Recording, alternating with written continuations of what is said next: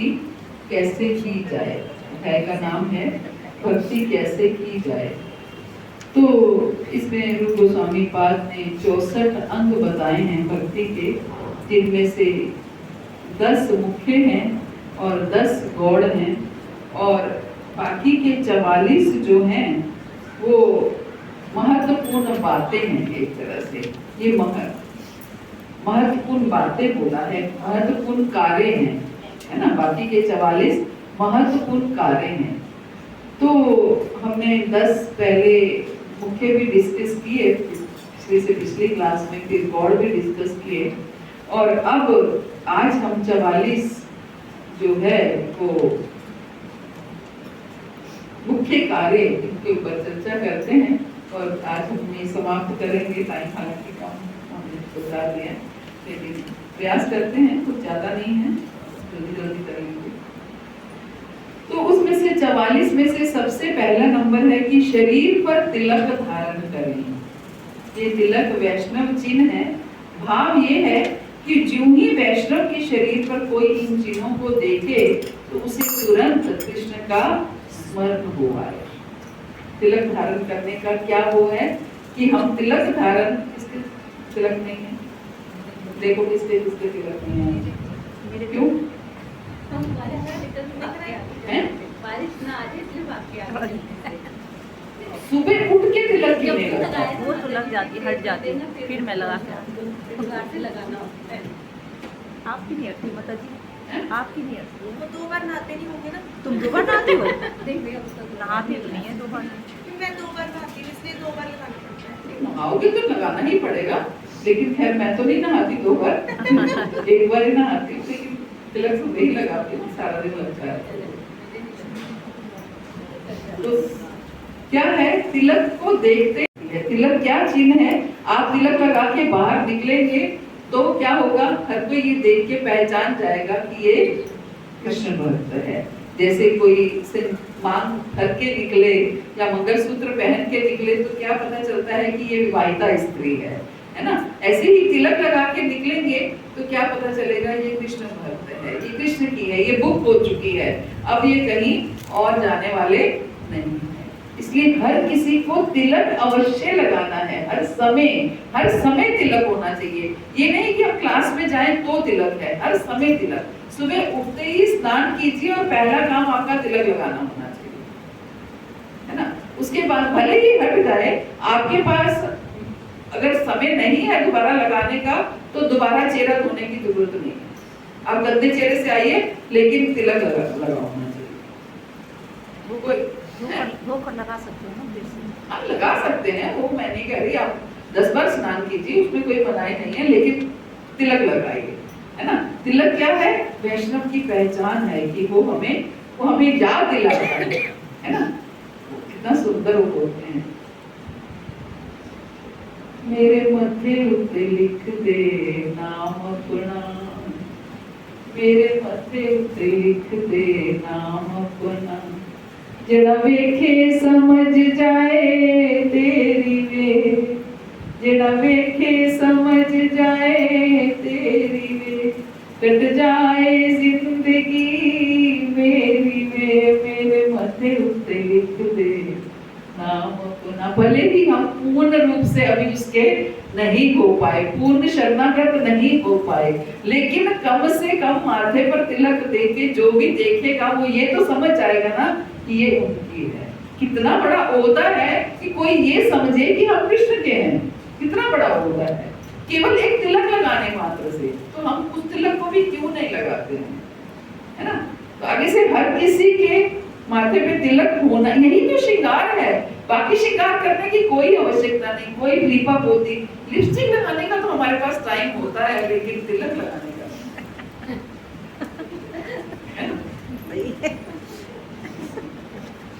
कितनी बड़ी ये विडंबना है कि हम भक्त हैं, हम वैष्णव हैं और तिलक नहीं लगाने का समय है। तिलक से ही चेहरा सुंदर लगता है ना। तो चैतन्य महाप्रभु ने कहा है कि वैष्णव वह है जिसे देखने पर कृष्ण का स्मरण हो जाए। इसलिए ये आवश्यक है कि अन्यों को कृष्ण का स्मरण कराने के लिए वैष्णव अपने शरीर पर तिलक लगाए। दूसरों को इसलिए नहीं, दूसरों को कम से कम आपको देखते ही कृष्ण की याद आ जाए। और मान लीजिए आपको उसने देखा और उससे कृष्ण याद आ गए और उसी समय उसके प्राण छूट गए, तो क्या होगा? उसका उद्धार हो जाएगा, वो भगवत धाम पहुंच जाएगा। केवल आपके तिलक ने उसको भगवत धाम पहुंचा दिया, है ना। सोचिए कितना बड़ा कार्य करता है ये तिलक, कि तिलक लगाते लगे हुए किसी ने आपको देखा, तो आपको देखा ये कृष्ण भक्त हैं, ये देखो कृष्ण भक्त हैं, उसी समय हार्ट अटैक आया और चले गए। हो सकता है कि नहीं हो सकता, है ना। कुछ भी हो सकता है, मृत्यु कभी भी आ सकती है। और भगवान कहते हैं अंत काले चा मामे स्मरण उत्तवा कलेवरम, कि जो अंत समय में मुझे याद करता है, मेरा स्मरण करता है, तो वो मुझे ही प्राप्त करता है। तो अंत समय में याद कैसे भी आ सकते हैं, एक भक्त को देख के भी याद आ सकता है कि कृष्ण की याद आई, है ना। तो तिलक लगाना बहुत आवश्यक है। बिना तिलक के हम वैष्णव नहीं हैं। तिलक हमारा श्रृंगार है, तिलक से ही हम सुंदर लगते हैं, और कोई हमारा श्रृंगार नहीं है। और जो भी हमारा श्रृंगार है वो आपके भौतिक श्रृंगार है। हमारा श्रृंगार तिलक है, तिलक हमें अवश्य लगाना है ना। और दूसरी बात,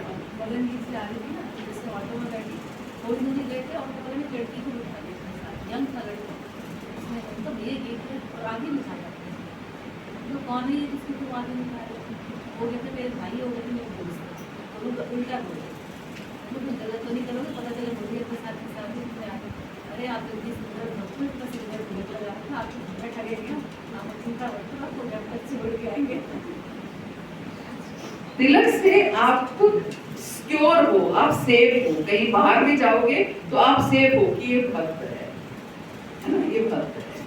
तो तिलक लगाना बहुत जरूरी है। और तिलक हमारे शरीर की जब हम 12 स्थानों पर तिलक लगाते हैं तो हमारा हर अंग प्रोटेक्शन हो जाती है, उसकी हर अंग की प्रोटेक्शन होती है। तभी तो हम कहते हैं ना, ओम केशवाय नमः, ओम नारायणाय नमः, ओम माधवाय नमः, ओम गोविंदाय नमः, ओम विष्णुवे नमः, सब हर भगवान के नाम के हिसाब से हमारी प्रोटेक्शन। तो तिलक अवश्य लगाइए प्लीज, ये मेरी प्रार्थना है। अब किसने वो वीडियो देखी है तिलक वाली? तो देखने का क्या लाभ अगर हमने लगाई नहीं तो?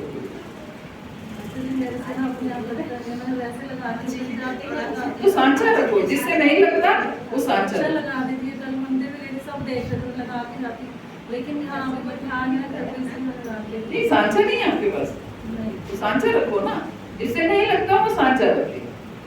वैसे तो प्रैक्टिस करोगे तो धीरे धीरे, शुरू में अच्छा नहीं लगेगा, धीरे धीरे अच्छा लगने लगेगा, है ना। अच्छा तो लगता है। दूसरा क्या है, ऐसा तिलक लगाते समय शरीर पर कभी कभी हरे कृष्णा लिखा जा सकता है। शरीर पर हमें नाम भी लिख सकते हैं, हरे कृष्णा भी लिख सकते हैं, है ना। वो नहीं कर सकते तो कम से कम तिलक तो लगाएं।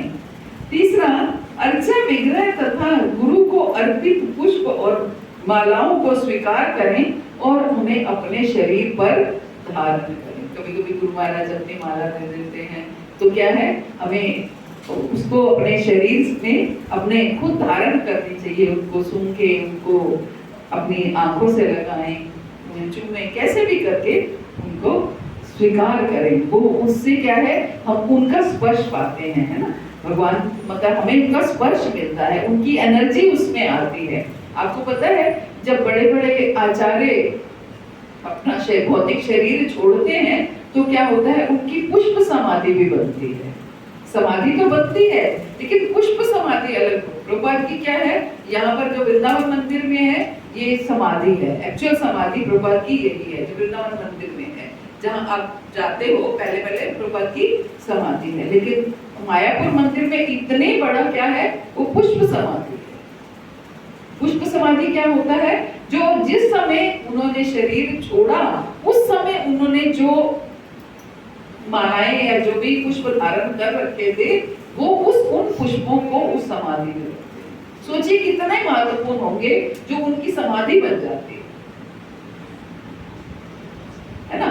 तो उन पुष्पों को हम ग्रहण करें, हर जब हम भगवान की आरती उतार करके उसको हम सूंघते हैं फूलों को, तो जो भगवान ने धारण कर रखे हैं वो उन पुष्पों को अगर सूंघेंगे, उनको ग्रहण करेंगे, भगवान के माला हो, गुरुओं की माला हो, किसी की भी जो माला हो, उन्हें हमें ग्रहण करना है, उनका सम्मान करते हुए, उनको आदर से, उनसे हमें, उससे भी हमारा ये क्या चीजें हैं, ये सब प्यूरिफिकेशन कर रहे हैं, हमारी शुद्धता को बढ़ाते हैं, हम शुद्ध होते हैं। इसलिए क्योंकि कपड़ा बहुत मैला होता है तो क्या होता है, हमें बहुत कुछ करना पड़ता है। पहले सर्फ में भिगो के रखेंगे, तीनों बार रानी पार डालेंगे, ब्रश से घिसेंगे, पहले तो वो डंडे से कूटते थे, है ना, अब तो वो जमाने चले गए, है ना। पहले तो ये सब भी किया करते थे क्योंकि कपड़ा ज्यादा मैला है।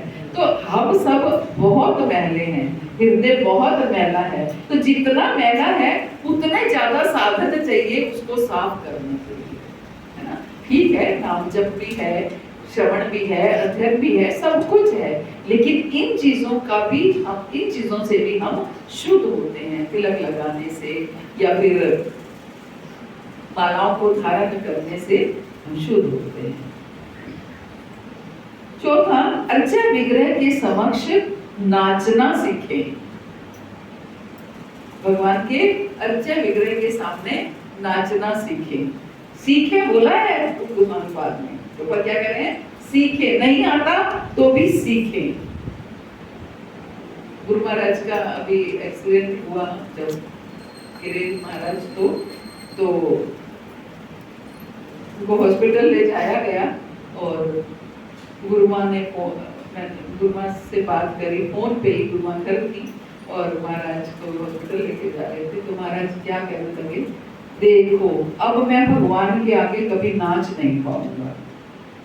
उनको ये कोई दुख नहीं था कि मेरा पैर टूट रहा है या दर्द हो रहा है, क्या हुआ, उन्होंने पहला शब्द क्या बोले, अब मैं भगवान के आगे कभी नाच नहीं पाऊंगा। जबकि ऐसा कुछ नहीं है, बहुत कृपा है भगवान की, महाराज ठीक हो गए, सब कुछ पहले जैसा होने लगा, लेकिन फिर भी मन की भावना मैं बता रही हूँ कि उन्होंने ऐसे, उनके अंदर भाव आए कि मैं अब नाच नहीं पाऊंगा। तो इस भगवान के आगे नाचना भी भगवान की सेवा है। अभी हम मंजरी भाव की बात कर रहे थे ना, तो हमें पहले इन सेवाओं को अंगीकार करना है, हमें आए ना आए। अगर हमें नहीं आता, हम ग्रुप में नहीं नाच सकते, अलग होके नाच लीजिए, लेकिन नाचिए, भगवान के आगे नाचिए, है ना। क्योंकि ग्रुप में नाचने से मुझे ये फील होता है कि वो लोग अच्छा नाच कर रहे हैं, मैं उनके बीच में जाकर अच्छा नहीं करूंगी तो वो डिस्टर्ब होते हैं ना। लड़कियां अच्छा नृत्य करती हैं तो फिर उनकी सीक्वेंस खराब होती है, तो हम उनके बीच में क्यों जाए, हम अलग से नाचना ही तो है भगवान के आगे, तो नाचना है, नाच लेंगे, अलग से नाचिए, लेकिन नाचिए। आगे क्या कह रहे हैं, अर्चा विग्रह या गुरु को देखते ही नमस्कार करना सीखे। देखते ही नमस्कार, दूर से भी देख लिया हमने गुरु महाराज को या भगवान के किसी विग्रह को, तो हमें देखते ही उन्हें नमस्कार करना है। आगे, भगवान कृष्ण के मंदिर में जाते ही खड़ा हो जाएं।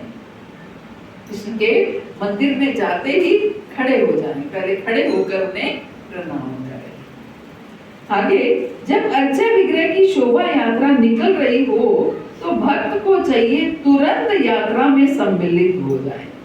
शोभा यात्रा कोई भी निकल रही हो अर्चा विग्रह की, तो हमें भी उसमें सम्मिलित हो जाना चाहिए। ये ध्यान देने की बात है कि भारत के विष्णु मंदिरों में विशेषता ये प्रथा है कि प्रमुख अर्चा विग्रह तो मंदिर के विशेष स्थल पर स्थायी रूप से स्थापित रहता है, किंतु छोटे छोटे अर्चा विग्रह को समूह को सायंकाल में विहार यात्रा पर निकाला जाता है। मंदिरों में क्या होता है, बड़े जो विग्रह होते हैं वो तो मंदिर में ही रहते हैं, तो छोटे एक विग्रह होते हैं जिसे उत्सव विग्रह कहते हैं, उनको उन विग्रह को बाहर निकाला जाता है, तो उनको विहार कराया जाता है। किस भावना से घुमाया जा रहा है, उनको विहार कराया जा रहा है। तो जब विहार कराया जाए तो उनके साथ साथ चलना चाहिए। प्रभुपाद आप देखते हैं जब सुबह श्रृंगार आरती होती है हमारे मंदिरों में, तो उसके बाद प्रभुपाद को पहले दर्शन कराते हैं भगवान के, और प्रभुपाद को दर्शन कराने के बाद प्रभुपाद को पूरी परिक्रमा लगवाते हैं मंदिरों की। अब देखिए भक्त कैसे उनके साथ आगे पीछे नाच नाच के चलते हैं, इसलिए कि प्रभुपाद व्यवहार कर रहे हैं और प्रभुपाद के साथ सारे भक्त भी व्यवहार करते हैं, है ना। तो ये होना चाहिए। इसमें ये जो भी 64 अंग है, ये जरूरी नहीं है कि हम सब उसको अपना पाए, लेकिन कुछ जितना हम कर पाए उनमें से हमें अंगीकार कर सकते हैं। जितने ज्यादा करेंगे उतना शुद्धिकरण जल्दी होगा। किंतु छोटे छोटे अर्चा विग्रह के समूह को सायंकाल में विहार यात्रा पर निकाला जाता है। कुछ मंदिरों में बाजे गाजे के साथ सायंकाल विशाल जुलूस निकाला जाता है, जिसमें अर्चा विग्रह को ठेले पर या भक्तों द्वारा उठाई गई पालकी के ऊपर रखे अलंकृत सिंहासन पर बैठाकर ऊपर से एक सुंदर बड़ा छाता ताना जाता है। हम देखते हैं पालकी लेके जाते हैं भक्त लोग, या तो जो रथ पे निकलती है या ठेले पर निकलती है, वो यात्रा तो होती ही है, लेकिन साथ में पालकी हमारे बनी हुई है। पालकी हमने भी एक बार निकाली थी, तो पालकी पे भगवान को बिठाकर भक्त लोग उस पालकी को उठाते हैं और ऊपर छाता ले जाया जाता है। और पड़ोस के लोग प्रसाद चढ़ाने के लिए बाहर निकलते हैं। पड़ोस के सारे निवासी यात्रा के पीछे पीछे चलते हैं, जिससे बहुत ही उत्तम दृश्य उपस्थित होता है। कितने लोग चाहते हैं कि हम लोग भी यात्रा निकालें? तो माता जी काफी बड़ी निकली, तब तो बहुत बड़ी निकली, बहुत अच्छी हुई थी वो तो बहुत। जन्माष्टमी वाले दिन ही हाँ, नहीं जन्माष्टमी वाले दिन ही सेलिब्रेशन था। सेलिब्रेशन किया एक ही बार निकाली थी रामाबाई की कुटिया से, रामाबाई जी की कुटिया से वहीं से निकाली। माता एक ही बार निकली है, 2 बार निकली है। एक बार तो हम लोगों ने सबने सर पे उठाया था, और नेक्स्ट टाइम जो है खाली वो ऐसे टेम्पो में था। हाँ नहीं सही कह रहे हैं, 2 बार निकली है। एक बार मैं महाराज का वो लेके आई थी ऑल्टर, महाराज के मंदिर का, वो सिर पे उठाने वाले निकली है। एक बार हमने पाल ली, 2 बार। तो इस तरह अर्चा विग्रह सड़क पर बाहर निकलकर पड़ोस में यात्रा करते हैं और पड़ोस के लोग प्रसाद चढ़ाने के लिए बाहर निकलते हैं। पड़ोस के सारे निवासी यात्रा के पीछे पीछे चलते हैं, जिससे बहुत ही उत्तम दृश्य उपस्थित होता है। जब अर्चा विग्रह बाहर निकलता है तो मंदिर के सेवक उसके समक्ष दैनिक आय व्यय का ब्यौरा रखते हैं, जिसमें चढ़ावा तथा खर्च का विवरण रहता है। जब अर्चा विग्रह बाहर निकलते हैं तो मंदिर के सेवक उनके समक्ष दैनिक आय व्यय का ब्यौरा रखते हैं, उनको पूरा हिसाब किताब बताया जाता है और जिसमें चढ़ावा और खर्च का विवरण रहता है। बात यह है कि अर्चा विग्रह के समूचे संस्थान का स्वामी माना जाता है और मंदिर के पुजारी तथा देखभाल करने वाले अन्य लोग अर्चा विग्रह के दास माने जाते हैं। ये प्रथा बहुत प्राचीन है और आज भी इसका पालन होता है। इसलिए यहाँ कहा गया है कि जब अर्चा विग्रह शोभा यात्रा पर निकले तो सारे लोग उनके पीछे पीछे निकलें। तो प्रयास करेंगे इस जन्माष्टमी पे हम एक बार फिर से ये शोभा यात्रा निकालें और शायद कुछ और प्रचार हो पाए। भक्त को चाहिए कि प्रतिदिन कम से कम 1 बार या 2 बार प्रातः एवं सायंकाल विष्णु मंदिर में जाए।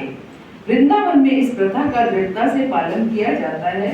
नगर के सारे भक्त हर सुबह शाम विभिन्न मंदिरों के दर्शन के लिए जाते हैं, फलतः नगर भर में इन अवसरों पर काफी भीड़ रहती है। वृंदावन नगरी में लगभग 5000 मंदिर हैं। निस्संदेह इन सबों के दर्शन कर पाना संभव नहीं है, किंतु कम से कम 1 दर्जन ऐसे काफी बड़े और महत्वपूर्ण मंदिर हैं जिन्हें गोस्वामियों ने स्थापित किया था और जिनका दर्शन अवश्य करना चाहिए। तो मुख्य क्या बताया गया है कि भक्त को चाहिए कि प्रतिदिन कम से कम 1 बार या 2 बार प्रातः एवं सायं विष्णु मंदिर में जाए। तो हम कम से कम रोज नहीं आ पाते, तो सेंटर में हम हफ्ते में 3 दिन या 4 दिन प्रोग्राम होता है, तो 4 दिन तो कम से कम ये विष्णु मंदिर है और यहाँ हमें अवश्य आना चाहिए और प्रयास करें कि उत्साह दिखाएं तो हम ये दिन भी बढ़ा सकते हैं। जैसे हम कार्तिक पूरा रोज रेगुलर आते हैं तो एक अलग ही आनंद होता है, तो रोज आने का अलग आनंद होता है। आगे क्या कह रहे हैं, मंदिर की कम से कम 3 परिक्रमाएं की जाएं। हर मंदिर में उसके चारों ओर कम से कम 3 बार घूमने के लिए व्यवस्था रहती है। कुछ भक्त अपने व्रत के अनुसार 3 से अधिक परिक्रमाएं करते हैं, कभी 10 तो कभी 15 भी। गोस्वामी गण तो गोवर्धन पर्वत की परिक्रमा किया करते थे। संपूर्ण वृंदावन क्षेत्र की भी परिक्रमा करनी चाहिए। तो मंदिर की कम से कम हमें 3 परिक्रमाएं करनी चाहिए। और आगे कहते हैं, मंदिर में अर्चा विग्रह की पूजा विधान पूर्वक की जानी चाहिए, जैसे कि आरती करना, प्रसाद चढ़ाना, अर्चा विग्रह का अलंकार करना, ये सब काम नियमित रूप से होने चाहिए। मंदिर में सब अर्चा विग्रह की पूजा जो है ये विधान पूर्वक होनी चाहिए। अर्चा विग्रह की स्वयं सेवा की जाए। अर्चा विग्रह की स्वयं सेवा की जाए। कई लोग अपने घर में अर्चा विग्रह स्थापित तो कर लेते हैं, लेकिन धनी लोग होते हैं तो उनके पास समय नहीं होता रात को लेट नाइट क्लबों में जाना, और सुबह कहाँ उठ पाते हैं वो पूजा के लिए। तो उन्होंने अपने घर में भी पुजारी अपॉइंट किए होते हैं भगवान का श्रृंगार करने के लिए, भगवान की सेवा करने के लिए, आरती पूजा करने के लिए। तो उनके ऐसा रहता है, लेकिन क्या उन्होंने तो एक मंदिर भी एक ठीक है ना से तो अच्छा है, लेकिन हम क्या इंस्ट्रक्शन है कि अर्चा विग्रह की सेवा हमें स्वयं सेवा की जाए, है ना, स्वयं सेवा करनी चाहिए। प्रयास करें कि हर सेवा स्वयं करें। आगे कह रहे हैं गायन करें। गायन करें, अर्चा विग्रह के सामने गाना चाहिए, है ना। अभी हमने पहले तो भजन गाए, तो हम ऐसे भजन गा सकते हैं, गा के भगवान से पूछ सकते हैं कब हमारे अंदर भी ये ऐसा भाव उत्पन्न होगा। तो ये गा गा करके हम रोज भजन गाएंगे तो भगवान के आगे भगवान भी प्रसन्न होंगे और हमारे भी शायद भाव फिर से उजागर हो पाए। और संकीर्तन करें, ये तो नियम अवश्य होना ही चाहिए कि भगवान के आगे संकीर्तन बैठ के 10 मिनट, 5 मिनट, 15 मिनट, जितना भी समय है, आप जो भी इंस्ट्रूमेंट आपको आता है, करताल बजाइए, मृदंग बजाइए, जो भी इंस्ट्रूमेंट आपको आता है वो इंस्ट्रूमेंट बजाइए और भगवान की प्रसन्नता के लिए कीर्तन कीजिए। गौरता सेविका माता जी हर मंडे 6 से 7 कीर्तन करना सिखाती हैं अपनी क्लास में। तो आप देखिए वो हर क्लास में यही कहती हैं कि भगवान की प्रसन्नता के लिए सीखिए, भगवान के आगे बैठ के कीर्तन कीजिए। और सच में आप कभी करके देखिए, आपको बहुत आनंद आएगा। आगे कीर्तन जप करें, जप भी करें और कीर्तन भी करें। संकीर्तन करें, फिर कीर्तन जप करें, प्रार्थना करें, भगवान के आगे प्रार्थना करें। जो भी भाव आपसे विग्रह सेवा अच्छे से नहीं हो रही है, श्रृंगार अच्छे से नहीं हो रहा है, प्रार्थना कीजिए। मैं तो सिर्फ इतना ही श्रृंगार कर पाती हूँ, प्रभु आप ही सिखाइए कि मैं आपका श्रृंगार कैसे करूं, मुझे नहीं आता। मैं तो इतना ही, मेरे से जप अच्छा नहीं होता, मेरे से प्रसाद अच्छा नहीं बनता, जो भी भक्तों की सेवा अच्छी नहीं, लेकिन हृदय में अगर ग्लानि आती है तो उसके लिए प्रार्थना हर कार्य के लिए हम कर सकते हैं। प्रसिद्ध स्तुतियों का पाठ करें। भागवत में इतनी स्तुतियां की दी गई हैं, कुंती महारानी की स्तुति, भीष्म पितामह की स्तुति, और भी बहुत सारी स्तुतियां हैं। तो उन स्तुतियों को हम कभी बैठ करके पढ़ें, भगवान के आगे बैठकर भागवत खोलिए और बैठ करके पढ़िए। महाप्रसाद को ग्रहण करें। महाप्रसाद को ग्रहण करें, महाप्रसाद मीन्स जो हम ऑफरिंग करते हैं, तो जब वो मिक्स हो जाता है सब में तो वो प्रसाद बन जाता है। तो थोड़ा थोड़ा हमें महाप्रसाद अवश्य ग्रहण करना चाहिए। मीन्स थाली में से डायरेक्ट हम ग्रहण करें, ना कि मिक्स कर दिया तो प्रसाद बन गया, लेकिन महाप्रसाद भी हमें अवश्य ग्रहण करना चाहिए। जो भी आप पर थाली भोग की उठाई, थोड़ा थोड़ा महाप्रसाद आप अपने परिवार में सबको दे सकते हैं, बाकी जो बचे उसको मिक्स कर दीजिए। महाप्रसाद थोड़ा थोड़ा ग्रहण कीजिए। जैसे राइस है, थोड़े से राइस उठा के हाथ पे रखिए, उसको महाप्रसाद ग्रहण करिए। तो इस तरीके से महाप्रसाद को ग्रहण करने की, महाप्रसाद में वो डायरेक्ट आपने खा करके खा लिया है ना, मिक्स हो गया वो तो प्रसाद बन गया, लेकिन महाप्रसाद जो मिक्स होने से पहले सीधा भगवान ने खाया और आपने खाया। जैसे हम रोटियां ऑफर करते हैं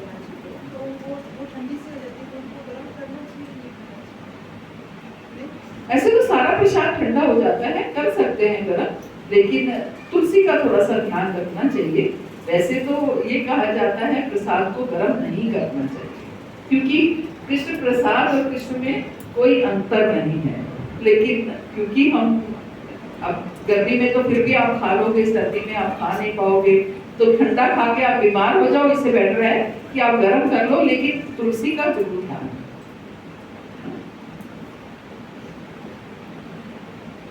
चरणामृत पान करें, चरणामृत पान करें। भगवान को जो आप स्नान कराते हैं, उस स्नान के जल को आप ग्रहण करें, अपने ऊपर छिड़काव दें, कर में छिड़काव दें, उसको उसका पान करें, ये हमें करना चाहिए। अगर उसको सारे पानी जैसे मटके वगैरह बना है उसमें मिक्स कर सकते हैं, लेकिन उससे फिर आप ऑफरिंग नहीं कर पाओगे। भगवान को भी तो पानी ऑफर करोगे ना, उसके लिए या तो अलग से अरेंजमेंट रखो। नहीं हाँ। जैसे भगवान को ऑफरिंग करा उसके बाद तो मिक्स कर सकते हैं, मिक्स कर सकते हैं, लेकिन भगवान को ऑफर करने के लिए फिर आपको अलग से कोई टम्बलर या मटका रखना पड़ेगा। वो मैं अलग से रखती हाँ, हूँ, बस एक फिर कर बर्तन सकते। अलग से भर के रखती हूँ। फिर कर सकते हैं। अर्चा विग्रह पर अर्पित धूप तथा पुष्पों को सूंघे। जो भी हम पुष्प अर्पित करते हैं उन्हें सूंघना चाहिए, धूप सूंघनी चाहिए। अर्चा विग्रह के चरण कमलों का स्पर्श करें, भगवान के चरण कमलों का स्पर्श करें।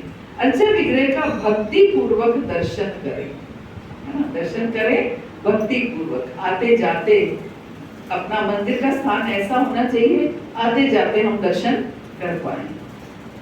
समय समय पर आरती करें, ये नहीं आप जो भी आपके फिक्स समय है, मंदिर में देखो कितनी बार आरती होती है, सुबह मंगल आरती होती है, फिर श्रृंगार आरती होती है, फिर उसके बाद भोग आरती होती है 12 बजे 12:30 बजे, उसके बाद फिर शाम को आरती होती है, जब भगवान को 4:30 बजे मंदिर खुलता है उस समय आरती होती है, उसके बाद शाम को 6:30 बजे गौर आरती होती है, फिर रात को शयन आरती होती है, कितनी बार आरती होती है ना। तो घर में हम इतने नहीं कर सकते हैं, लेकिन जब कभी अवसर मिले, नियम मत बांधिए, जब अवसर मिले आप 12 साढ़े 12 घर है कर लीजिए आरती। जरूरी नहीं है नियम बांधना है, नियम आप एक आरती का बांधिए, जो भी आपको पता है कि सुबह तो हर कोई घर होता ही है, तो सुबह की आरती का आप नियम बांधिए, और बाकी की आरती को ठीक है जब कभी हुआ करिए, कोई बात। शयन आरती को सोते सुलाने से पहले अंदर से कुछ बोल मत करो। हाँ, आरती को बोल। शब्द को क्या महामंत्र करिए, आरती करिए, महामंत्र बोलते हुए आरती कर सकते हैं।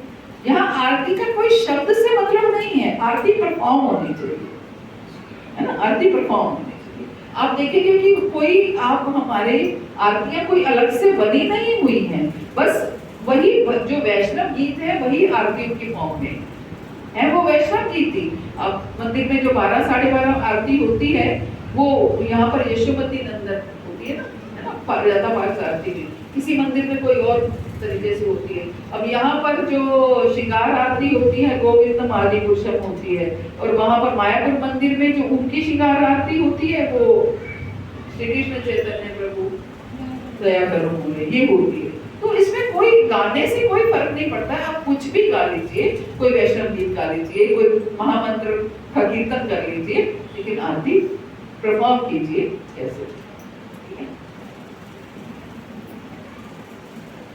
श्रीमद् भागवत, भगवत गीता तथा अन्य ऐसे ही ग्रंथों से भगवान तथा उनकी लीलाओं के विषय में श्रवण करें, भगवान की कथाओं को लीलाओं को सुने। अर्चा विग्रह से अनुग्रह करने के लिए प्रार्थना करें, अनुग्रह करने के लिए, कृपा करने के लिए प्रार्थना करें कि हे प्रभु कृपा कीजिए कि मैं आपका नाम जब अच्छे से कर पाऊं, कृपा कीजिए मैं भक्तों का संग कर पाऊं, कृपा कीजिए मैं भक्तों की सेवा कर पाऊं, है ना। ऐसे हमें कृपा का के लिए प्रार्थना करनी चाहिए। अर्चा विग्रह का स्मरण करें, अर्चा विग्रह का ध्यान करें, स्वेच्छा से कुछ सेवा करें, अपनी इच्छा से कुछ सेवा करें। कोई आपके ऊपर बंदिश नहीं है उस सेवा की, लेकिन हमारा मन कर रहा है, हमारी इच्छा हो रही है सेवा करने की, तो उस सेवा को करें।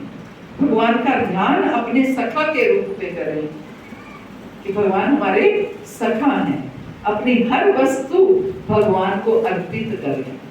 हर वस्तु भगवान को अर्पित करें। आप भगवान से बातचीत करने की आदत जरूर होनी चाहिए।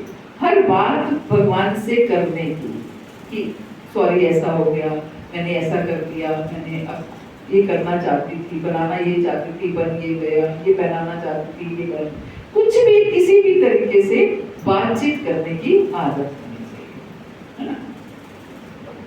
कृष्ण के लिए सारे कष्ट अपनी मनपसंद वस्तु यथा भोजन या वस्त्र भेंट करें।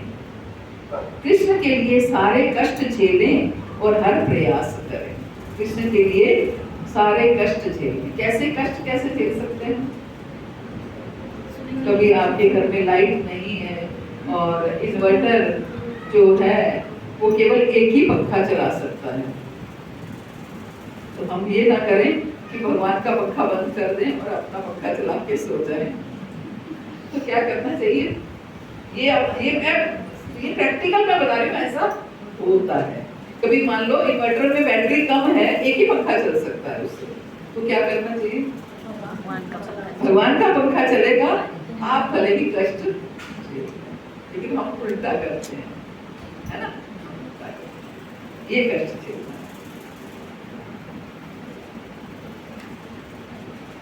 हर हालत में शरणागत बना रहे। कैसे कुछ भी हो, आपके ऊपर कोई ये नहीं कोई विपत्ति आ गई तो बस कृष्ण तो कुछ नहीं करते हैं, कृष्ण तो बस अब मुझे कोई और भगवान पकड़ लेना है।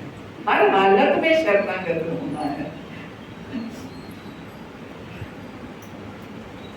तुलसी के पौधे को सींचे। अब यहाँ पर आ रहा है तुलसी के पौधे को सींचे। नियमित रूप से श्रीमद् भागवत तथा ऐसे ही अन्य ग्रंथ सुने। नियमित रूप से नित्य भागवत सेव्य। मथुरा वृंदावन या द्वारका जैसे पवित्र स्थानों में जाकर रहें। कभी कभी धाम में जाकर के रहें। तो द्वारका तो नहीं जा सकते, मथुरा वृंदावन तो कभी कभी जाकर के रह सकते हैं। वैष्णव या भक्तों की सेवा करें। भक्तों की सेवा करें। कभी कभी उन्हें अपने घर में प्रसाद पर बुलाइए, कभी उनकी वैसे ही चरण दबाइए, कभी उनके कुछ भी किसी भी तरीके से उनके सिर पर मालिश कीजिए। माता जी आती हैं, जब गुरु माँ आती हैं तो उनके सिर पे तेल लगाने के लिए गुरु माँ स्पेशल माता जी को बुलाती हैं उनके सिर की मालिश करने के लिए। तो ऐसा हमें सेवा करनी चाहिए। अपने साधनों के अनुसार अपनी भक्ति की व्यवस्था करें। जितना भी आपके पास सामर्थ्य है, जितने साधन हैं उसके अकॉर्डिंग। ये नहीं कि हम कहें कि हमारे पास तो है नहीं, धन नहीं है, तो हम कैसे भगवान को 56 भोग लगाएं। कोई 56 भोग की आवश्यकता नहीं है। भगवान तो पत्रम पुष्पम फलम तोयम से भी प्रसन्न है कि एक पत्ता, एक जल और कुछ भी पुष्प आप अर्पित कर देंगे उससे भी प्रसन्न है। अपने सामर्थ्य के अनुसार भगवान को अर्पित करें। लेकिन ये भी नहीं होना चाहिए कि खुद तो 56 भोग खा रहे हैं और भगवान के लिए नहीं है। खुद तो हम 5-5 हजार के सूट लेकर के पहन रहे हैं और भगवान के लिए वही चुभने वाले चमकीले कपड़े पहना दे। ये नहीं। आपको जैसा आपका सामर्थ्य है उसके अकॉर्डिंग भगवान की सेवा। अपने साधनों के अनुसार भक्ति की व्यवस्था करें। कार्तिक मास में विशेष सेवा का प्रबंध करें। कार्तिक में कुछ अलग से विशेष रूप से करें। जन्माष्टमी कृष्ण के इस जगत के प्राकट्य के अवसर पर विशेष सेवा आयोजन करें। कार्तिक में हम रोज दीपदान करते हैं, जन्माष्टमी में हम उत्सव मनाते हैं, घर घर जन्माष्टमी के प्रोग्राम्स करते हैं। तो इस तरीके से उत्सव लगने चाहिए। अर्चा विग्रह के लिए कुछ भी किया जाए वह सावधानी से तथा भक्ति पूर्वक किया जाए। जो भी अर्चा विग्रह की हम सेवा करें वो सावधानी पूर्वक करें। आप जो भी सेवा करते हैं उनको बहुत सावधानी बरतनी है कि आप पिन लगा रहे हैं तो सावधानी से लगाएं, है ना। आपके कहीं इतने नेल्स तो नहीं बड़े हैं कि आप भगवान को स्नान करा रहे हैं तो उन्हें नेल्स चुभ रहे हैं, है ना। इन चीजों का हम ध्यान रखें। तो वो मतलब भगवान देखा है तो वो चित्र करती बैठी, तो उनकी एक आँख नहीं है, तो मेरे से कह रही थी मम्मी इसकी एक आँख खराब हो रही है। मैंने कहा वो बना देती है। तो मैं जैसे उसके रूम में गई तो फिर सेफ्टी के लिए बैठी, मैंने कहा ये क्या कर रही है, फिर भगवान कुछ भी नहीं कह रही। नहीं, मैंने भगवान से बोल दिया मम्मी वो तो ठीक करनी पड़ेगी। मैंने भगवान से बोला थोड़ी देर के लिए इससे बाहर निकल जाओ। तो मुझे मतलब ऐसा लगा कि जैसे भोग वगैरह कोई बनाती है लगाती है, मैं कई बार नहीं होती, तो उसको सेवा मतलब ये ऐसा करते करते सेवा भाव आने लगा। अभी पीछे मेरे को गोपाल का मुँह लगा था, मैंने कहा कुछ नहीं क्यों इन्होंने क्यों मुँह बना रखा, 2-3 दिन हो गए। तो मुझे कह रही हाँ मेरी सासू माँ कह रही आप क्यों नाराज हो, बताओ तो नहीं बताओ, बता कुछ बताओ। तो मतलब मुझे इतना अच्छा लगा सुबह भी कि चलो इसको इतना का भाव आया कि अर्चा विग्रह के लिए कुछ भी किया जाए वो सावधानी से तथा भक्ति पूर्वक किया जाए। भक्तों के बीच में ही भागवत वांचने का आनंद उठाया जाए। अकेले बैठ के ठीक है पढ़ना चाहिए, लेकिन भक्तों के बीच में भागवत करना और सुनना उसका हमें आनंद आता है। और बाहरी लोगों के बीच में नहीं, हम किसी प्रोफेशनल उससे नहीं, भक्तों से ही भागवत सुने। अधिक बड़े चढ़े भक्तों की संगति करें। अधिक बड़े चढ़े, कभी कभी गुरु महाराज जैसे आते हैं तो जहां भी हमें पता चले गुरु महाराज आए हैं, हमें प्रयास करना चाहिए कि उनका थोड़ा सा भी हम सत प्राप्त करने के लिए हम जाएं। भगवान के पवित्र नाम का कीर्तन करें। मथुरा की सीमा में वास करें, ब्रज मंडल की सीमा में वास करें। इस तरह कुल 64 विधान होते हैं, किंतु जैसा कि उल्लेख किया जा चुका है इसमें प्रथम 10 ही मूल विधान हैं, फिर 10 गौड़ नियम हैं और उनके बाद अन्य 44 कार्य हैं। इस तरह वैदिक भक्ति संपन्न करने के लिए कुल मिलाकर 64 बातें हैं। इनमें से 5 बातें अत्यंत महत्वपूर्ण हैं तो 64, लेकिन 5 अधिक महत्वपूर्ण हैं। वो हम सब जानते हैं, अर्चा विग्रह की पूजा करना, श्रीमद् भागवत का श्रवण करना, भक्तों की संगति करना, कीर्तन नाम जप करना और मथुरा वास करना। यदि इन 64 बातों में हमारे मन, वाणी और शरीर से संबंधित सारे कार्य सम्मिलित हैं, जैसा कि प्रारंभ में कहा जा चुका है कि भक्ति के विधानों का आदेश है कि हमारी सारी इंद्रियां भगवान की सेवा में लगाई जाएं। वे किस प्रकार सेवा में लगाई जाएं, इसका वर्णन ये 64 बातों में किया जाए। भक्ति क्या है? हम अपनी सारी इंद्रियों को भगवान की सेवा में लगाएं। अब सारी इंद्रियों को कैसे भगवान की सेवा में लगाएं, वो इन 64 बातों के माध्यम से, हम 64 तरीके बताए हैं, इनके माध्यम से हम अपनी सारी इंद्रियों को सेवा में लगा सकते हैं। अब श्री रूप गोस्वामी विभिन्न शास्त्रों से प्रमाण देकर इनमें से अनेक बातों की प्रमाणिकता की पुष्टि करेंगे। अब आगे भक्ति सिद्धांतों के प्रमाण, ये अब आगे रूप गोस्वामी बात हमें समझाएंगे। हरे कृष्ण, श्री प्रभुपाद की जय, गुरु महाराज की जय, आप सब भक्तों की जय। तो किसी का कोई प्रश्न हो या एडिशन हो तो कर सकते हैं। माता जी जैसे हम वृंदावन